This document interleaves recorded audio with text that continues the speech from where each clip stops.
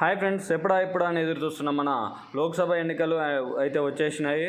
మన తెలంగాణలో అయితే లోక్సభ ఎన్నికల కోసం ప్రత్యేకంగా ఒక సిస్టమ్ అయితే ఏర్పాటు చేసి 85,000 అంటే 85 సంవత్సరాలు పైబడిన వారైతే ఇంటి దగ్గర ఉండి ఓటు వేసుకోవచ్చు అనే ఒక విధానాన్ని తీసుకొచ్చారు. దాన్నే హోమ్ ఓటింగ్ అని అంటారు.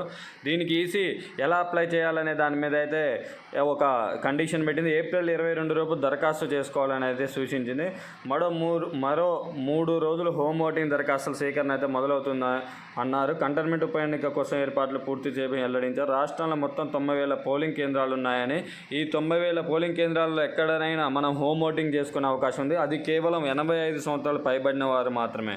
కాబట్టి ప్రతి ఒక్కరు ఇలాంటి గుర్తుంచుకొని, మన ఇంట్లో ఉన్న తాతమ్మలు, అమ్మమ్మలు, తాతయ్యలకి, పెద్దమ్మలు, బయట తిరగని వాళ్ళకి, హెల్త్ ఇష్యూస్ ఉన్న వారికి అయితే ఇలాంటిది వర్తిస్తుంది. కాబట్టి ప్రతి ఒక్కరు గుర్తుంచుకొని చేయండి. ఇలాంటి లేటెస్ట్ అప్డేట్స్ కోసం అయితే మా ఛానల్ సబ్స్క్రైబ్ చేయండి. Thank you for watching our channel.